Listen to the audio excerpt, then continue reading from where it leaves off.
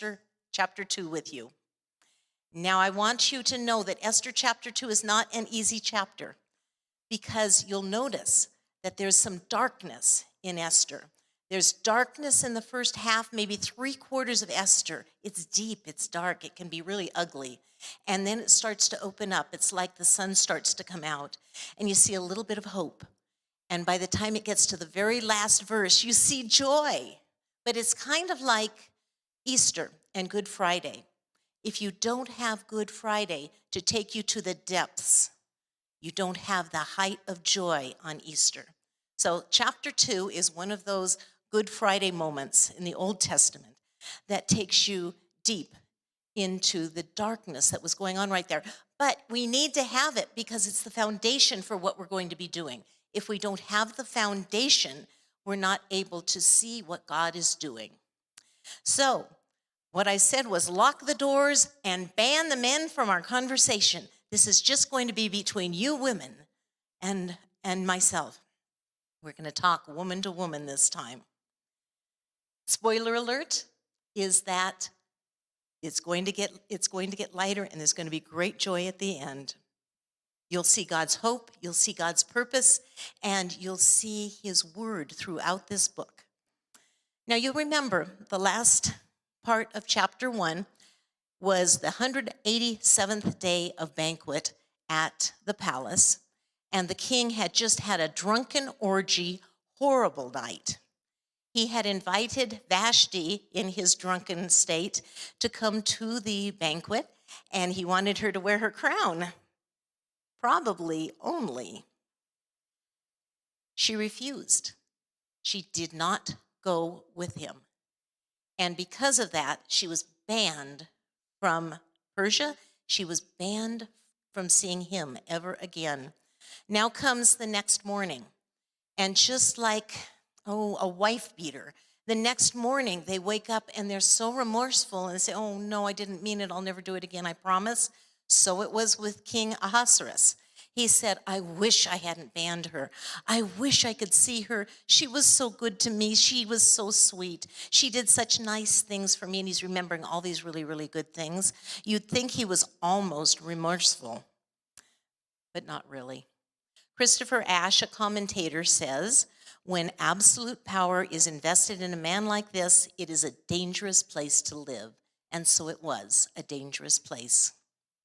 Now, the king's keepers were his everyday staff. They were people like cooks and dressers and butlers, and they were the ones that came up with an idea for him. They came up with this idea because they didn't want to see him melancholy. Can you imagine an angry, sad, fitful king, and they were going to have to work for him? Well, they didn't want that. So their idea was, let's have a beauty pageant, and let's bring all the gorgeous virgins in from all over Persia, and we'll have a pageant to see who the king chooses for the better queen. Ever since our study on Hebrews, remember what better means. Better queen has a little different meaning to us now. So the king's keepers story goes this way, and it's in Esther 2, 2-4. Let beautiful young virgins be sought out for the king, and let the king appoint officers in all provisions of his kingdom to gather all of the beautiful young virgins to the harem of Susa, the citadel, under the custody of Haggai, the king's eunuch, who is in charge of the women. Let their cosmetics be given them, and let the young woman who pleases the king be queen instead of Vashti. So that was their plan. Well, the king was pleased with this plan. He liked it. Well, duh. What's it really saying? Truly, what it's saying is, bring all the young virgins in. I will try them out in bed and see who pleases me most. It was not a good thing. Now, you all heard about how much they treasured these women's intellects, right? And how worthy they were, how smart they were, how kind they were, how they followed God, right? You heard this about all the virgins that they were going to bring in, right? No. They could care less about their intellect. They could care less about their courage, their wisdom, their kindness. All they cared about was How do they suit the king in bed? Well, this was a hunt for the best sex bunny that they could find. And it would be tantamount to bringing in a very self-important king who would come and who would say, I'm going to have all the squeaky sex toys I want, and I'm going to get rid of them in the morning if I don't like them.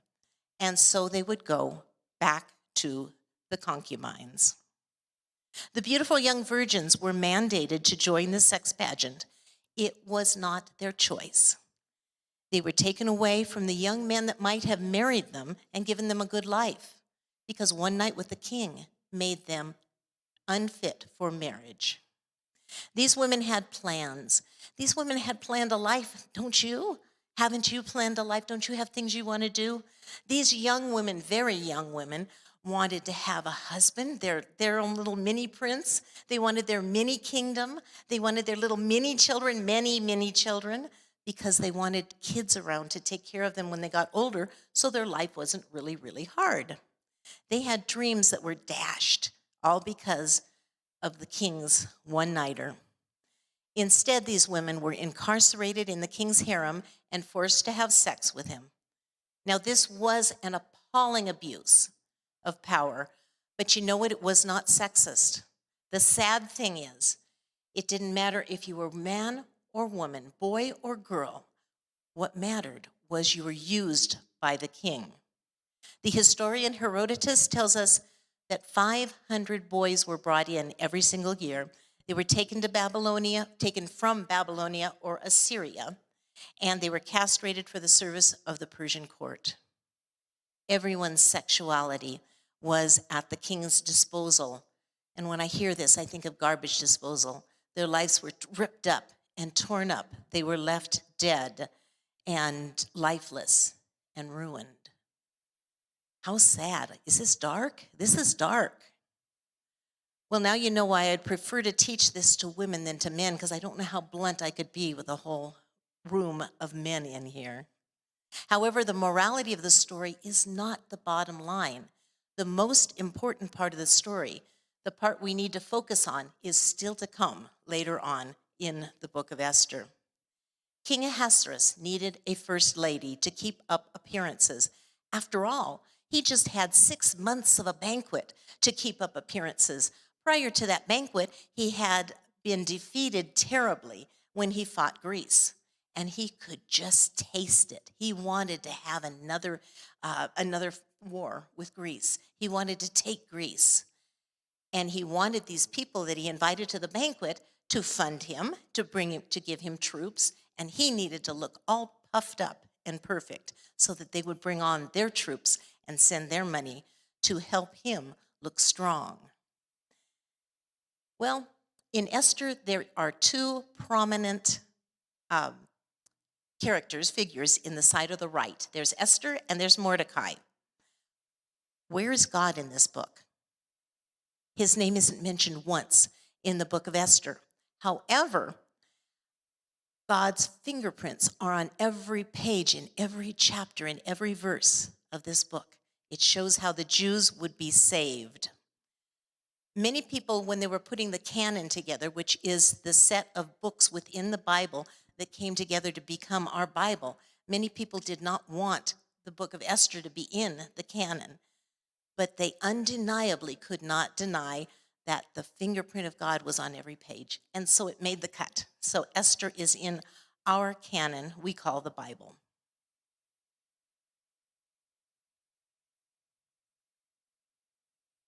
So let's meet Mordecai. Mordecai was called Mordecai the Jew.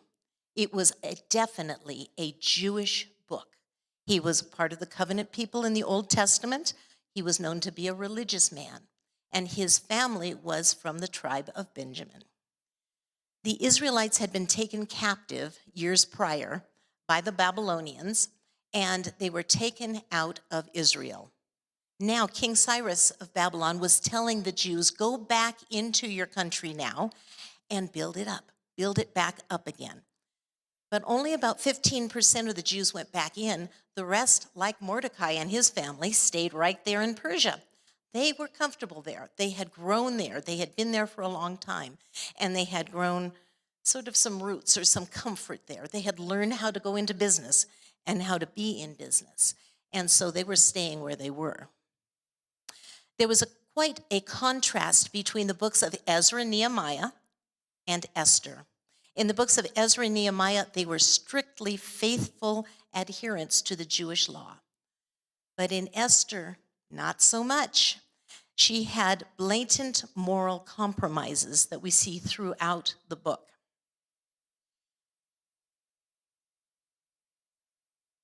Isn't this familiar to us too? Do we not have blatant compromises that we make in our lives? Do we not watch a boss fire someone because of the boss's inability to manage instead of the person who was fired's problem? Do we not see things happen that are just wrong and not speak up about them? Maybe we puff ourselves up and tell people we can do something that we're just not capable of doing. That hit a note with me. When I was just out of college, my next door neighbor was in upper management for Lockheed Corporation in Burbank. And he came over and he said, I know you just graduated. I have a position under me, and they manage 150 people, and I'd like you to apply for it. And I said, sure, that sounds great. And I went home and I said, dear God, what have I done? I'd never managed one person in my life. How was I going to manage 150 people? So that was just my blown up idea of what I could do. Did I want the job? Oh, yes. Could I do the job? No way. It would have been a terrible failure. So with my head down, I walked to my next door neighbor's front door and I told him, Mr. Swope, I will not be able to apply for this job. I just simply am not trained. I cannot do it. But Mordecai had a job that he had never done before, and he did it amazingly. Mordecai was Esther's cousin, not her uncle, her cousin. And Mordecai took Esther into his home and treated her just like his daughter after her mom and dad had died. And he brought her up, and he could not have been more proud of Esther. He loved her. He saw, wow, what a beauty she was on the outside, but more striking was the beauty that was inside. She was just a lovely girl. He named her, he gave her her Persian name, which was Esther, and that means star. Her parents gave her her Hebrew name, which was Hadassah, which means myrtle. And the connection there is the myrtle tree has a flower in the shape of a star. When the young women gathered in Susa, Esther was among them. And they were corralled, they were herded, they were taken to the palace to be in this beauty/sex contest. When they saw Esther, even the handlers were really impressed. And they gave her her cosmetics. She was probably the only one in the whole thing that did not need cosmetics because she was so beautiful. They gave her her food. And I'm wondering, do you remember Daniel 1 when it talks about the food that Daniel wanted when he was in training to work underneath King Nebuchadnezzar? He was being fed all this rich royal food. And he said, I don't want that. I want vegetables and I want fruit. And they said, oh, no, we can't do that. You'll come out emaciated and I'll get in trouble. And he said, give me 2 weeks. We'll try it. And in 2 weeks, they looked him over and said, oh, my gosh, you look stronger, more vital, more active than any of the other men. Pretty decent. So I'm wondering here, and I know we won't know until we get to talk to God in heaven, but I want to know if they were fattening these girls up or if they were making them strong and healthy. We don't know. It doesn't tell us. Now, Esther was noticed for everything because everything she did was just excellent. But there was one thing she did not want to have noticed. She had never told anyone that she was a Jew. And she didn't tell them because her cousin Mordecai told her, don't tell anyone you're a Jew. He had his reasons for this. And she obeyed him out of love. Just obeyed him. How sweet. We think that this is a God-ordained secret that was kept because God was going to use this secret that she was a Jew to save all of the Jews. He had special work for them to accomplish as the book unfolds. So there were 3 problems with this. First of all, she couldn't keep the kosher laws and not be seen as a Jew, because it would have given her up. It would have shown right away. She didn't keep the laws of Moses. That too would have shown she was a Jew, and she would be given up right away.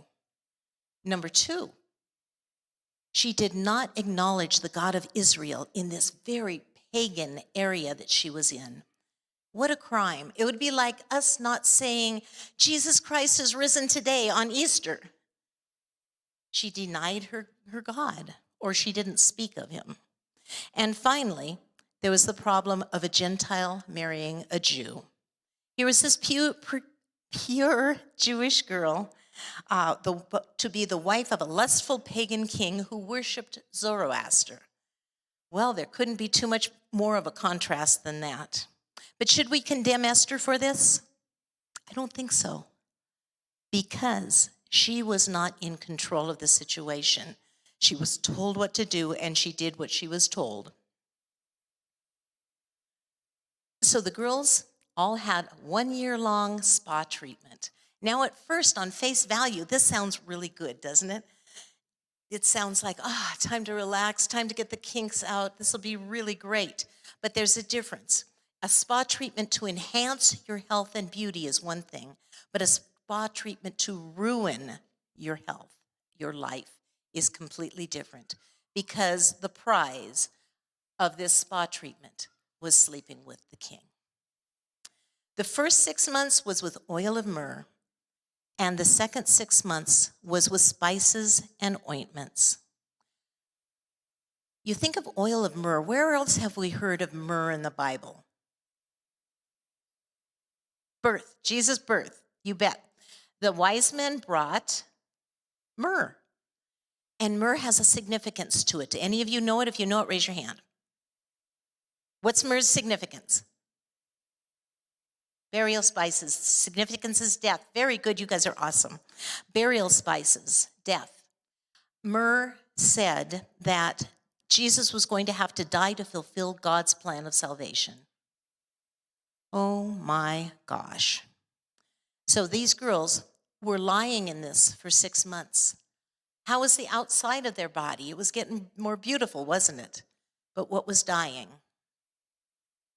What was deep inside? That's right. What was deep inside was dying.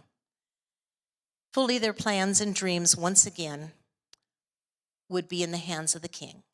And he would call them, or he wouldn't call them. And they had given up everything that was theirs.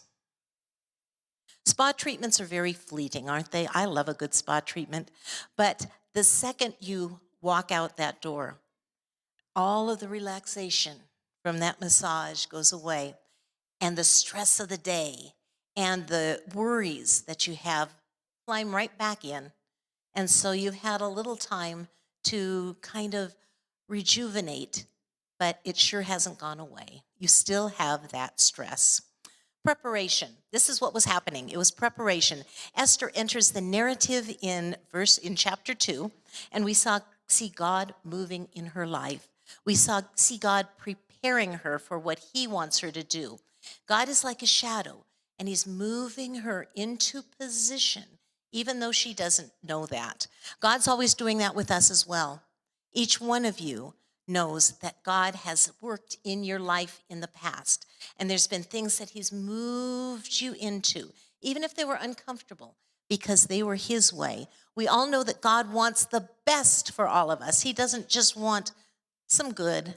He wants the best for all of us. And if we'll just hold on to that and keep our eyes on him, we will be able to see what that is. We'll see God's preparations in our life.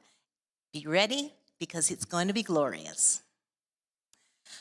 So Mordecai was pacing back and forth every single day. Actually, the Bible says he was walking, but I think he was pacing because I think he was worried about Esther.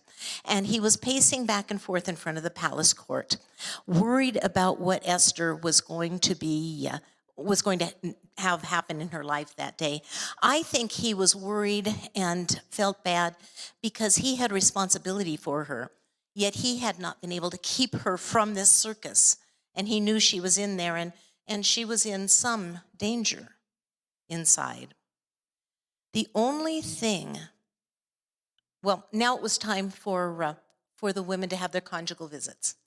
And so the prince or the king would pick one young virgin a night, have her come to his quarters, sleep with him that night, and then the next morning, he'd push her away. She had to move from the virgin area to the concubine area. She had to move into a completely different living quarters than she had been in before. In one night, her life changed completely. Not only was she now unfit for marriage, but she wasn't living with the girls she'd lived with before. Now she's living with a group of concubines. It was a very difficult situation for her. The only thing I can think of in today's situation that might even be similar to this, do you remember Hugh Hefner and the Playboy Bunny Mansion? It's like from the 60s and 70s. It's like those women chose to go in there. They chose to go in, sleep with people they didn't know, have an orgy, and then come out the next day. And they were changed when they came out. Were they changed for the better? No, they were not changed for the better. The only difference, or one of the differences between these two, those women chose to go into Hugh Hefner's mansion. These women had no choice of whether they would go in to the king's beauty contest. They were forced to do so. Esther won the favor of everyone who saw her, it says in the Bible. We all know someone who is just that beautiful, don't we? I have a friend in Orange County whose name is Lynn. And Lynn is beautiful on the inside and out. She's a model, and she walks the runway every year for new clothes that have been designed that year. But her outside just pales to her inside. She worked with me in Alpha Course, trying to reach out to people who are seekers and teach them about Jesus and bring them to faith. And we did this probably for 20 sessions together until it just wasn't even enough. And she'd still work that, but then she started doing house groups. And she'd bring 20 women together all at once. And about 5 of those women were knowledgeable Christians, and 15 of those women were seekers. She was like a Pied Piper. Those women could care less what she was going to talk about. They were going to be at her house. So she was able to get people, hundreds of people, to come and talk to her because she was so fun, she was so popular, and she was just beautiful on the inside. It's kind of like when you see that person and you go, I want what they have. Have you ever been there? I want what they have. And that's what these people were saying when they saw my friend Lynn. It was so precious to watch her just love these women and men into Christ and to have a relationship with him. It was absolutely fabulous. And so it was with Esther. Soon it became Esther's turn to go to the king. She was so lovely and so different that the king looked at her differently than he looked at any of the rest of them. God gave her this special grace, this special way, this special beauty that touched King Ahasuerus more than any of the other girls. I think of Pirates of the Caribbean. King Ahasuerus is like one of the pirates. Remember sitting in the boat going underneath the, you have to go into like this cave thing. And above you is this little circle that goes round and round, and it has a pirate on it who's reaching out trying to grab the very well-endowed bottom of the woman who's running in front of him. Well, he never catches her. But what does this tell us? It tells us that the king is reaching out. He's with all these women, but he never touches their heart. So sad. In Esther 2:17 and 18, it tells us the king loved Esther more than all the women, and she won grace and favor in his sight more than all the virgins. So he set the royal crown on her head and made her queen instead of Vashti. The emptiness of the king's search for a queen and his conquest of all of these women must have been horrible. I can't imagine, but the more the king indulged, the less satisfied he became. and yet he found Queen Esther. Now, when the term says the king loved Esther, it doesn't mean that he had suddenly fallen in love with her passionately, that it was a pure and devoted affection. No. The NIV says, now the king was attracted to Esther more than any other woman. So it was an attraction. Sadly, this is probably the deepest emotional response that the king could have toward women. Now Esther was crowned queen, and he had her up on a throne with him. They would be together, and God was controlling this situation absolutely. The next thing to happen was they were going to have another feast. This is feast number 4 out of 10 in the book of Esther. These people love to eat. So they had feast number 4 to coronate Esther. She wore the crown. She stood next to him. They were going to be, for better or for worse, they took their vows. And there was many times that this would be for better and it would be for worse. They would see both of those in their next few years. This is why I entitled the talk today, Beauty and the Feast. So she's coronated, and then something remarkable happens. She is lifted up to be queen. And when she was lifted up to be queen, apparently she was able to get Mordecai lifted up in his job too. So he stood at the wall in front of the palace, and he was one of the judges. Just like Deborah I talked about a few weeks ago, he too was a judge. He made binding decisions for people when they brought their problems to him. So they came together, and he would judge their civic matters. One thing though, this night, when he wasn't listening to someone ahead of him, he heard voices behind him talking, and he recognized them as 2 of the eunuchs from the king's palace. And these 2 eunuchs were planning to kill the king. So they were planning an assassination attempt. And Mordecai got out of there. He went to see Esther. He told Esther what was happening, and Esther told the king in the name of Mordecai. And the king found them, arrested them, found them guilty, and put them to death. And then the important thing to know is 2 things. First of all, the king was saved. Long live the king. And he wrote of this in his annals. So in the annals of his reign, he put down, today, Mordecai the Jew found 2 of my eunuchs and overheard them plotting an assassination attack. I killed these eunuchs, and I thank Mordecai for finding this out. And the king's life was saved. So this was all written down in the book of the King's Annals. So what does it tell us? Well, one thing, very surfacey, we'll get into the deep stuff in the next few chapters, it tells us, is be careful what you say behind people's backs. Now, I have a story to tell you. Okay. We have a company in Orange County called Shredwise, and I handle the telephone calls for them. The phone rings, and I talk to this lady about her shredding needs for 20 minutes. This is not rocket science. It doesn't take 20 minutes to do this. So I talk to her for 20 minutes. She asks me the same question over and over again because she wants to make sure that I won't come down in my price. It's like the price has been that way for 16 years. 20 minutes later, I am so frustrated, and she finally says goodbye. I'm hanging up the telephone, and as I think it's hung up, I say, "Go away, woman." And then I pick it back up, and she's still on the line, and she's screaming at her husband, "Do you know what this woman just told me? She told me, 'Go away, woman. I'm never going to use that company.'" Well, I don't say I blame her, because that was not the right thing to do at all. However,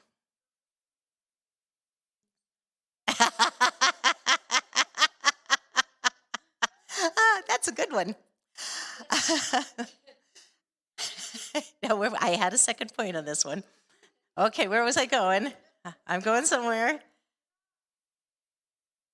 Oh, God bless you, Sarah. Sarah knew where I was going. Okay, yes. I thought of a way to get out of this, and I think it probably would have worked. I wanted to call her back up, and tell her, I am so sorry. I overheard what you said to your husband, and that wasn't my intent whatsoever. Do you know what happened? I have this dog, and the dog's name is Woman, and she'd been jumping on me for 20 minutes when I was talking to you, and I could not wait to tell her, get away from me, woman. But I did not do that, because some lessons are better learned the hard way. So be careful what you say behind someone's back. They may just be listening to you. And remember that although this seems insignificant, what happened in this last part of the chapter for Mordecai, that it is the turning point of all of Esther. So we need to remember that overhearing this and saving the king's life was the turning point to saving the Jews. And we'll see that as we go forward. Let's review. Today we've seen a sex contest sex contest disguised as a beauty contest. We've seen Esther is the chosen queen. We've seen her coronated and crowned. We've seen an assassination plot thwarted by Mordecai, the king's life saved, and all of this recorded in the annals of the king's reign. Takeaways for today. Did any of your mothers say, beauty is more than skin deep? Mine did.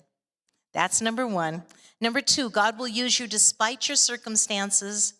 Number three, when you can't see God in your situation, look for his fingerprints. They're there.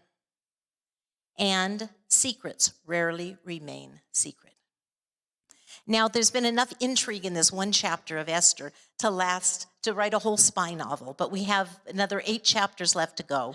So I hope you'll all stay, you'll study hard, you'll read it, you'll look underneath the words to see what's going on in the book of Esther. I hope you will do your homework and study hard so that you can really gain something out of this book, because this book has something for each and every one of us that is powerful and can be powerful in our lives. So stay tuned for more. And right now, I hope you enjoy your small groups.